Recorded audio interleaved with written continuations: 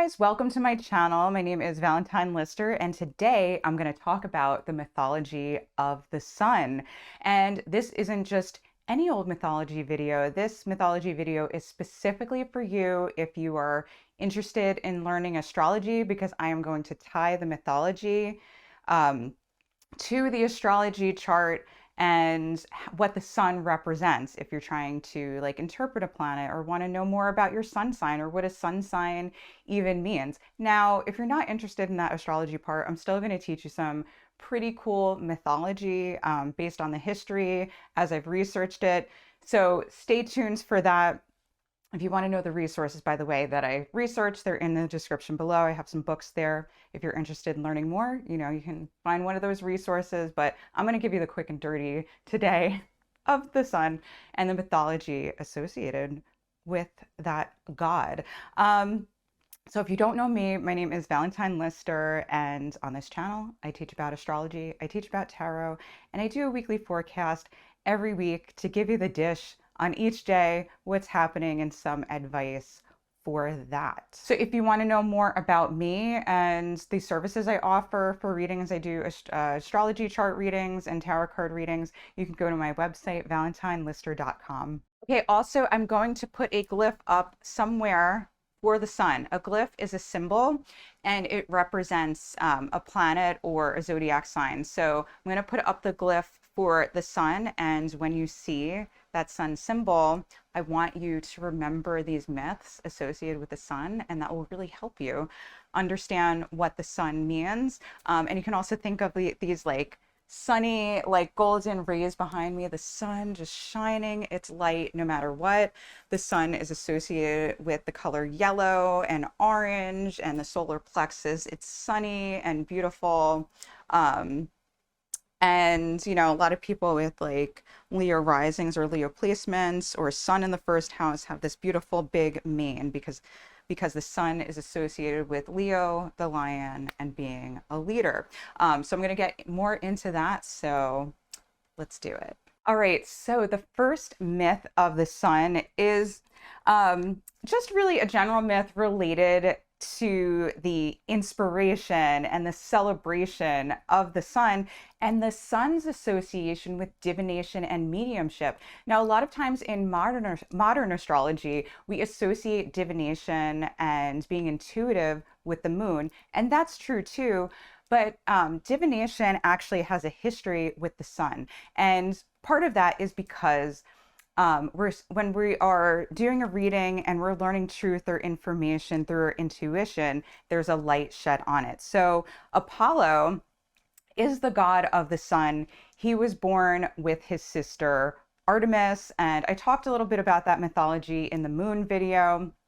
And if you didn't catch that, basically Zeus or Jupiter, he seduced Leto, and she had to like run away as a fugitive because Jupiter's wife Hera was like not having it and was like torturing her.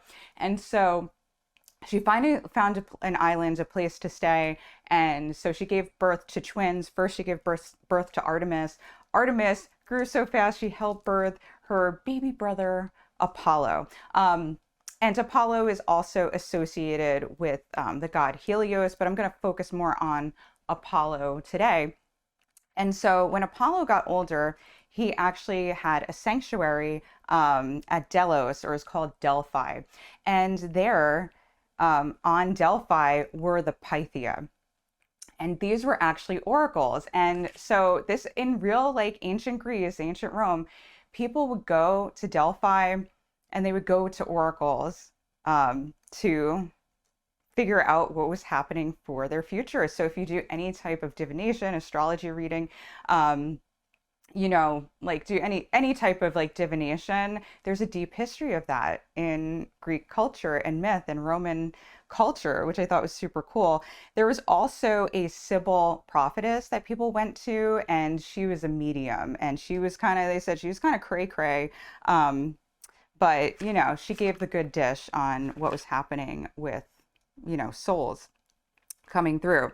And then the other important thing is that there was also Muses there.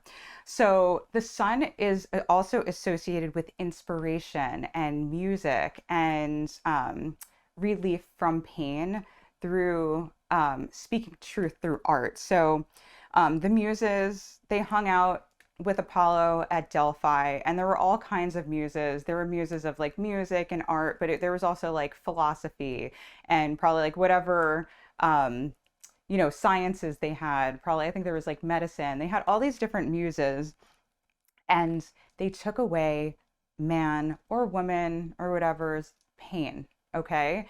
When they were immersed in art.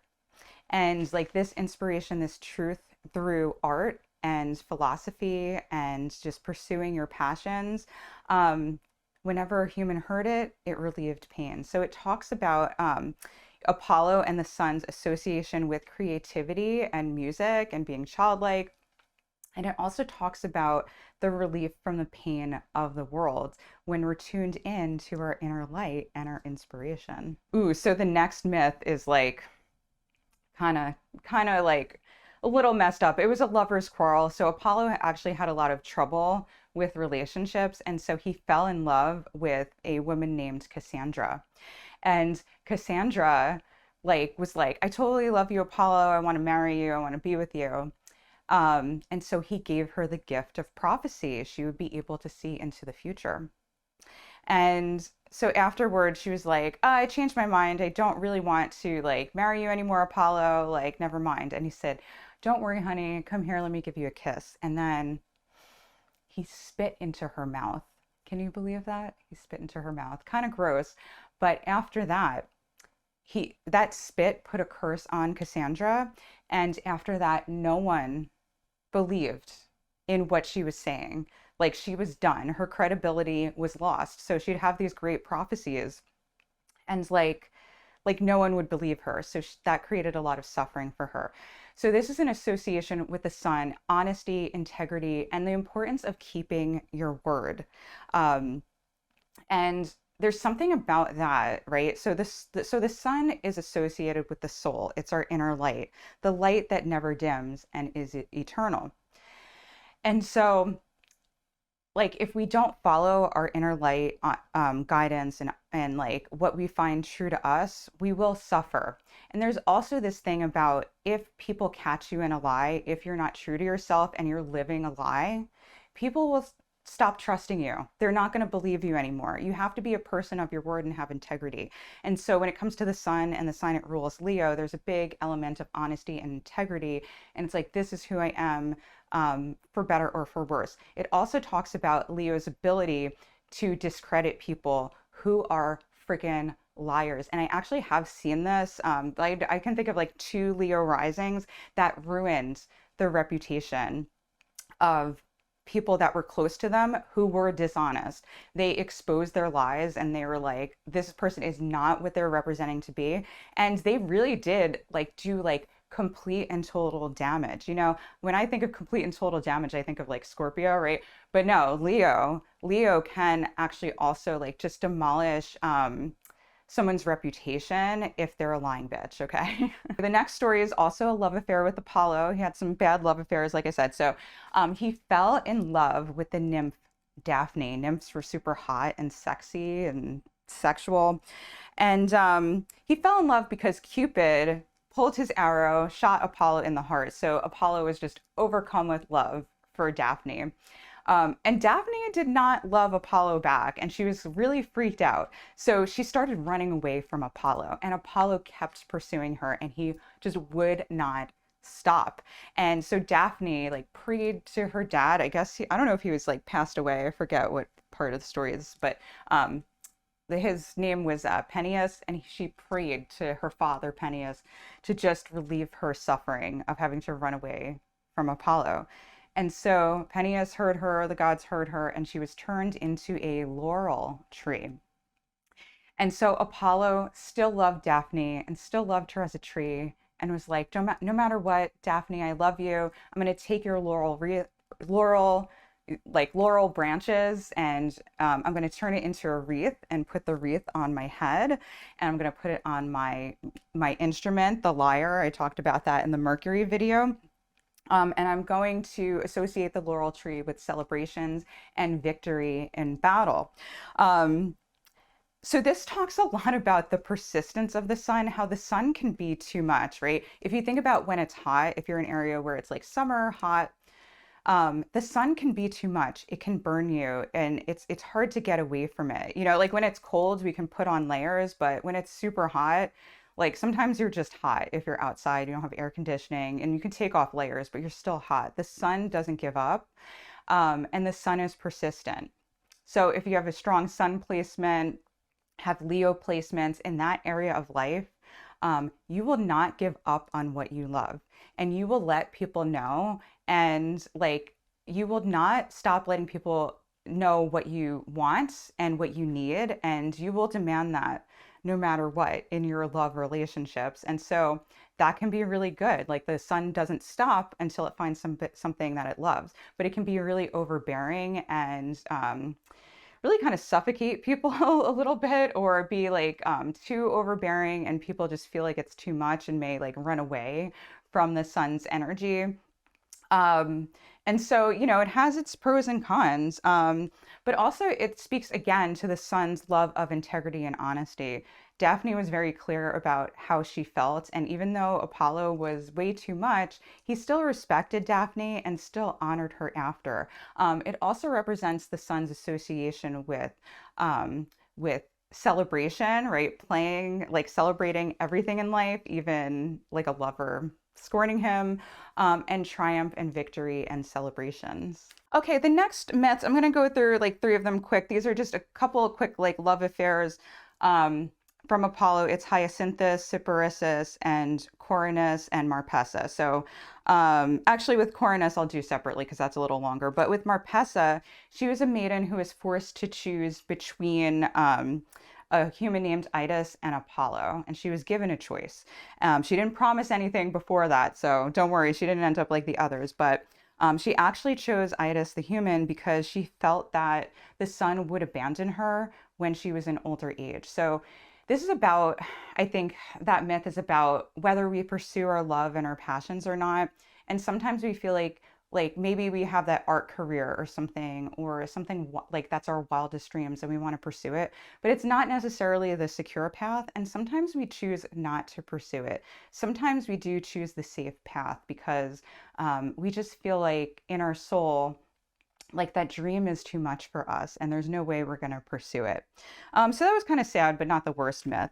Then there's Hyacinthus. So Apollo, he fell in love with a boy, and that boy, Hyacinthus, he died. He got hit with a discus. Like, I guess they were playing with a discus, like frisbee-ish. I guess people play discus now, like in the park. I've seen it.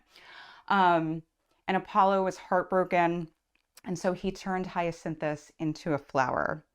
And so this also speaks to, right, there was Marpessa who was like secure, but then there's Hyacinthus who did follow his love and passion and fell in love and risked it all, and he died. And so the risk of following our heart and soul and passion, but also the beauty of sacrificing ourselves for love, and the beauty that can come out of tragedy, when we tune into like the bigger picture of life. And then like the other quick one I wanted to mention, there was Apollo and Cyparissus. So that was another man that Apollo loved. Cyparissus killed like his beloved stag or deer or whatever by mistake. And then Cyparissus was so upset that he killed himself. And so that myth, I think, is talking about the sun and the pressure that the sun can put on us to live honestly, to live with integrity, to pursue love, pursue our passions. And sometimes with the sun, we can have too high of an ideal for ourselves, put too much pressure on ourselves, and too much pressure to like hold up a certain standard. And sometimes that can be difficult with the sun's placement. We don't ease up on ourselves. And this doesn't matter. It doesn't actually, with a lot of these, it doesn't matter where your sun sign is.